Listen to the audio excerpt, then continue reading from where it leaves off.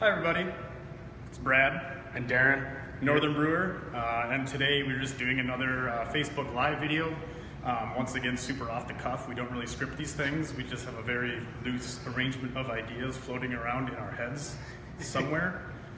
So, as you can see, we're not brewing today. It's kind of cleaning Carboys Day, so that's always fun. Can't brew every day.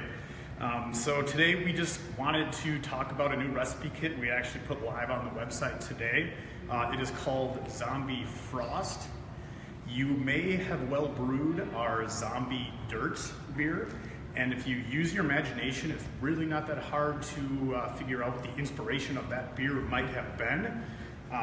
So it turned out to be one heck of a phenomenal seller, so we decided to take this recipe one step further and introduced it, or kind of retooled it with Cryo Hops.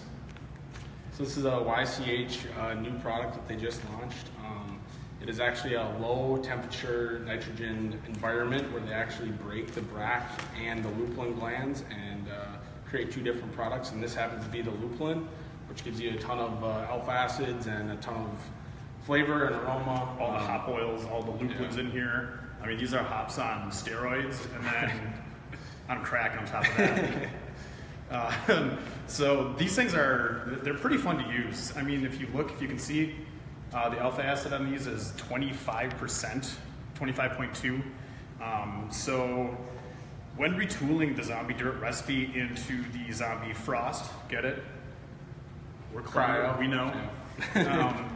It was kind of a bit of a rewrite, not altogether. The malt bill stays the same. The first few hop additions with just normal Citra pellets stay the same. And then what we do is backload the recipe pretty heavily with the Cryo Hops. And what that does for you, it's like I can smell this from about here, no problem. It's just an incredible aroma of tropical fruits, mango, papaya, honeydew melon, as tropical as that is. Everything that Citra is definitely comes out in this, and it even amps it up more with the cryo. Yeah. We added 4 ounces to it, so there's tons of it. So yeah, if you guys have any questions, feel free to throw them up there and we'll kind of take a look. But yeah, this is Darren and Brad with Northern Brewer, just kind of introducing a new kit that we have called Zombie Frost. So if there's anybody watching, we got up here, you can't see off camera, but we got some questions will pop up. Right. So feel free to ask us any questions about either the recipe kit in general, about what kind of car Darren drives, about the recipe Cryo Hops, what we think of Cryo Hops, what we plan to do in the future with Cryo Hops. Ready to go? Yeah. Very helpful. Nothing yet. So I'll just keep labbing. Cheers. Awesome. So in the recipe, as Darren had mentioned, there are 4 ounces of the Cryo Hops in there, so that's a heck of a lot for 5 gallons. They actually tell you to use a 2-to-1 ratio, so every 2 pellets that you would put in a normal beer to get the same flavor and aroma, you just put 1 Cryo Hop. So yeah, that's pretty darn close. I mean, you're going to get very similar hop flavors and aromas from that by reducing the amount of Citra in half to use the lupulin. And so in the instructions, if you do read the instructions, they are posted online as a PDF under the additional information tab. You will see that I have written in there that we do call for 2 ounces of this right at flame out, and to let that whirlpool or hop stand for 10 minutes. And by doing that, what you're going to do by not boiling is you're going to retain a lot of the oils in the wort. So that's going to translate over into the final beer rather than being boiled off. So that does also, since the wort has just stopped boiling, it is still at a temperature high enough that you are going to get a isomerization of the alpha acids, which means you are going to get more bitterness in the beer. This calculates out to about 70 IBUs with the current alpha acids of the cryo. So if you're not a huge fan of 70 IBUs in a kind of a beefed up pale ale, it's kind of a lot. So what you can do is actually chill your wort post-boil down to 170 degrees. Just get it below 180 a ways, and then you can add your hops for your hop stand. And instead of you getting those extra bitterness units out of it, you're just going to retain the oils, and you're going to get a much more pronounced, not much more pronounced, but you'll still get all of that flavor and aroma and none of that extra bitterness that comes from steeping above 180 degrees. So that's one little kind of twist, or one way you can make this your own. As you can tell, he's the talent. So this is a lot of Brad here. Once again, we have one question. There we go. What is it like getting the cryo hops into suspension? I've heard that they are a bit finicky at finish. These are actually pelletized. So that is a good question, because when the cryo did first come out on the market, it was an actual powder. And I have heard a lot of people say that that was quite difficult to work with. It would actually just float on top of the wort, and especially with dry hopping, it was really unruly to get into the fermenter. Oops. So the pellets are great. They are a bit stickier, as you would imagine, than a normal pellet, but they function pretty much in the exact same way, which is very nice. So it gets around that whole powdered, all the issues you would have with just the powder itself. So, and with the cryo, a lot less vegetal matter gets in your beer, so you actually do get a little bit higher yield. Yeah. Floor hopping, yeah. Yes, Tim, I was floor hopping. Thank you for noticing. Dry hopping, generally, my preference is about 5 days. I find within 2 to 3 days, you're usually going to get all the aroma out of the hops you're going to. And if you dry hop too long, you can sometimes get the vegetal flavors of all the other constituents of the hop other than the actual essential oils and the lupulin. So I do 5 days on average, sometimes 4, sometimes 6, and then into a keg. And with the cryo, you'll see a lot less vegetal matter because there's actually another product that is just brack. So honestly, it's literally the lupulin glands and resin and everything. And Brad's probably got a ton of oils all over his hands now. I'm gonna smell that till well after dinner. Matt just asked us, what's our favorite extract kit? Matt, favorite extract kit? That's tough. I could go by style. I don't know if I can pick a single favorite. The one I really like is the Mutts Nuts English Porter. It's a low gravity porter, but it still has like the body and kind of flavor. The body and mouthfeel of a much larger beer, but it's right around 4% and it's awesomely drinkable. If you want to go something a little bit more on the light side or hoppy side, we've got a few coming out that haven't hit the site yet. Keep your eyes open. But probably, I mean, the Dead Ringer, it's a classic for a reason. Yeah. So that's a great one. If you want to go something big and bad and bold and ass-kicking, do the, we don't release it super often, but the Plinian Progeny, that's the one. Brain fart. That one's really good. Otherwise, the Hops Lamb Imperial IPA, that's also one of my favorites. Hope that covered it for you. Yeah, that was plenty. Holy Hoppy on My Chinook IPA I just finished. Yeah, I think that honestly is my favorite extract kit. I absolutely love that hop, and it definitely shines through in that. It's obviously available on a lot of our starter kits, so that was one of the first ones I was able to brew. Yeah, and I think Chinook kind of gets overlooked often because it has been around for a long time, and I think it kind of got pigeonholed into people believing that it tastes nothing but like pine or dank and resiny, but if you really look into that hop and you get some of that in the beer, it's actually got some good grapefruit and citrus qualities to it. For sure. So it doesn't take much to go a long way. How could you tone it down a little bit? Jeremy thought it was a little too much for his taste. Jeremy, what we do is the hop flavor itself, if you want to tone it down, is I would probably cut the last addition in the boil in half.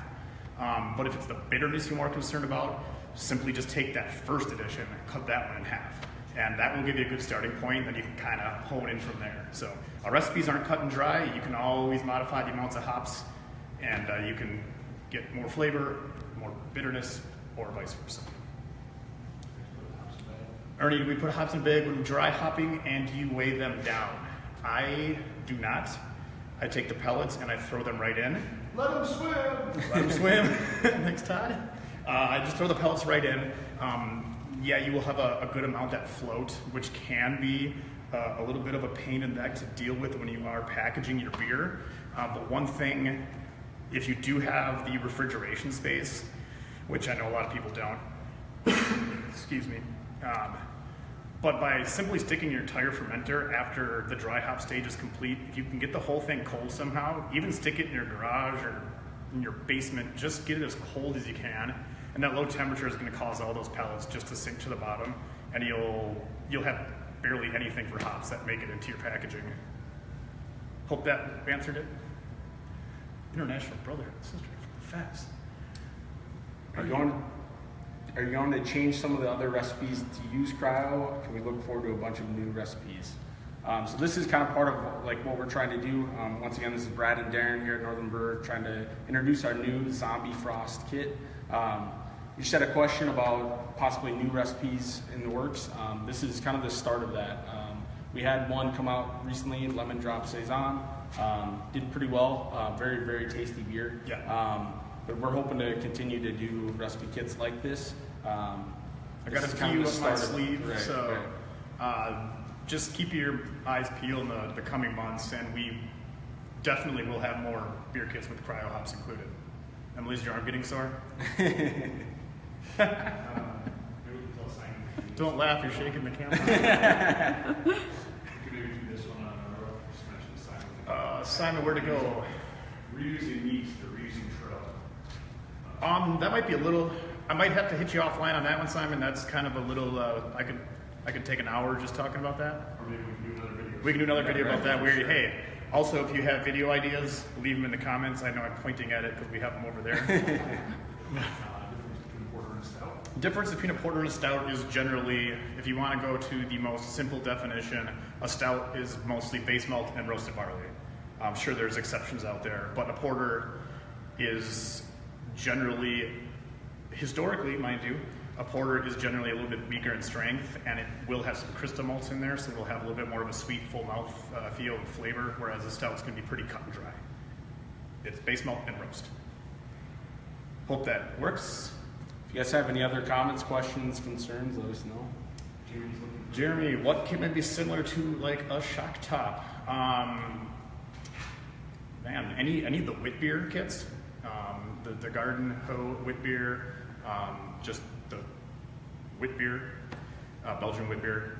Those are going to be closest in style to what shock top is. And what's great about those beers is they are pretty light in flavor and body. So you can make other fruit additions or spice additions, such as coriander, orange peel, or you could get crazy and do, oh geez, I don't know, Mango puree. mango puree. Sure, I mean, sky's the limit, really. Tim, how is harvesting yeast with the cryo hops? So they get in the way of washing?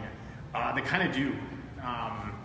The cryo hops have so much oil and the alpha acid in them, they tend to really stick and glom onto the yeast cell, which really kind of gives the yeast cells a horrible disadvantage if you want to repropagate them and use them in the next batch. So generally when using a lot of cryo hops, or a lot of hops in general, it's probably best to propagate up a fresh pitch of yeast. And yeah. reminder to share the link. People are like, it will help other brewers. Yes, for the cryo hops. Yeah, if you guys have any other friends or family that is brewing, let them know about this video. And we can get the link dropped into here to all the cryo hops, and also to the Zombie Frost kit. So we should have that link in the comments soon here when our wonderful team of marketing geniuses. Ernie is asking how many ounces of hops in the Zombie Frost. I believe there's 3 of the regular Citra pellet and then 4 of the cryo Citra. Correct. That's So- exactly it.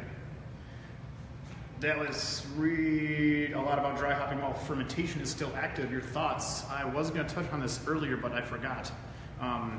When I'm dry hopping, I generally like to wait until krausen has mostly dropped, but there's still a little bit of yeast activity going on.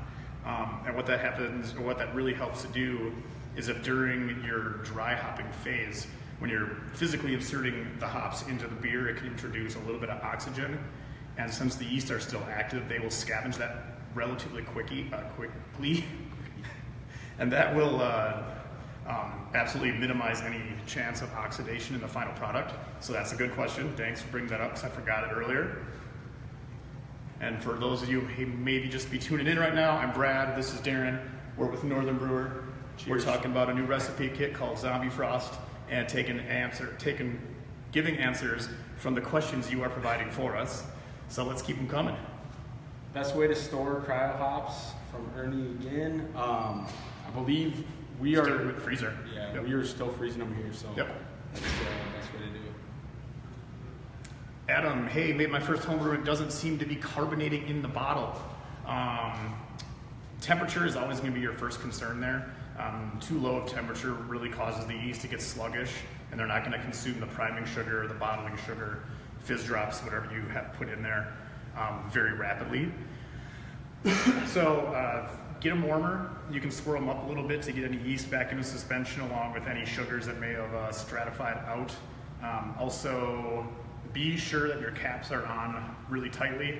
It happens when you think you've got a bottle cap properly, but it's not, and so any CO2 will just leak right out there. For sure. Dallas, cheers. See that? That's right. Oh yeah. And okay, it has taken us a while to get all these Citra Cryo Hops in house for all these kits. This is the guy responsible directly for getting them in house. So we have hoarded enough to do 200 kits, so 200, and then that's it. We're gonna have to shut it off. Like we talked about, we're gonna have some new recipes and hopefully some with cryo in them in the future. But yeah, right now this is our only cryo recipe kit, kind of trying to show off that Citra flavor. John asks, sorry if you already explained this, but what exactly is a cryo hop? Cryo hop is a proprietary processing method developed by YCH, so Yakima Cheap Hop Union hops. And what, to the best of my knowledge, they don't exactly tell you what they do, but they use a very, very low temperature, so I'm guessing liquid nitrogen. It's in their title. And what it does is the process they go through at the very cold temperatures, they actually separate off the lupulin glands and pretty much all of the essential oils and all the hop oils. They will separate that from the vegetal material and the bract matter of the rest of the hop flower.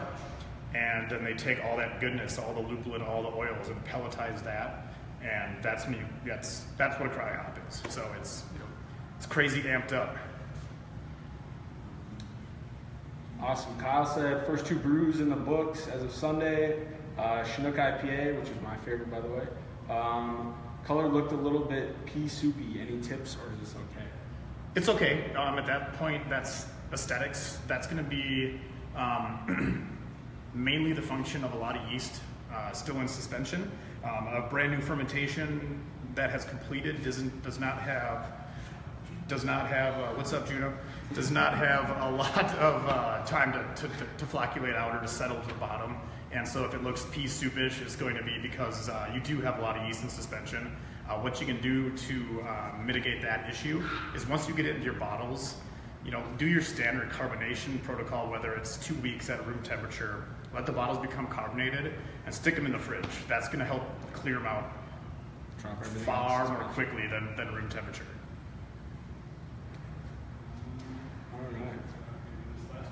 Sarah, I brewed and bottled twice so far, and since warm weather is coming, is it possible to brew without temperature control equipment? That's a good question as well, Sarah. We do have in our repertoire of yeast availability a couple strains by Omega Yeast Labs out of Chicago. One is called the Hothead yeast. What's really great about this stuff is it will ferment anywhere between pretty much 65 degrees Fahrenheit and 90, possibly a little bit even higher, with absolutely minimal difference in flavor. The ester production at a very low temperature compared to that of it at a very high temperature is really close. Right. So it's an incredibly forgiving yeast strain, and so if you do lack temperature control equipment and you still want to brew and not get less than desirable results, definitely recommend the Hothead. Awesome. Maybe we can get a link up there too.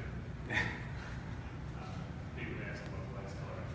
How do you do it? How do you brew the lightest colored extract beer?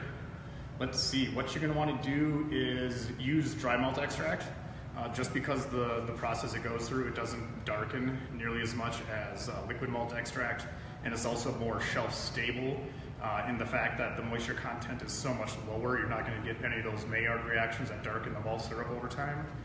That, and also stagger your additions, so take how much DME you're using, cut it in half, stir the half in first when you begin your boil. Wait till about, I don't know, you got 15 minutes or so left, and put the other half in, stir it in real well, and that's gonna get you the lightest extract beer you're probably gonna be able to brew. I think Emily's arm's gonna fall off, so I think we're gonna sign off now. Thank you guys once again. This is Darren and Brad here at Northern Brewer, introducing Zombie Frost. So, Look forward, it should be on the website. You'll see a banner for it on the front page very soon. We hope you enjoy the beer. 200 kits. If you have any questions about anything, hit up our customer service team. You can chat them live on the website. You can email in. You can hit them with text messages, or you can get real old fashioned and get on the horn. There you go. Thank you guys. Thanks. Cheers.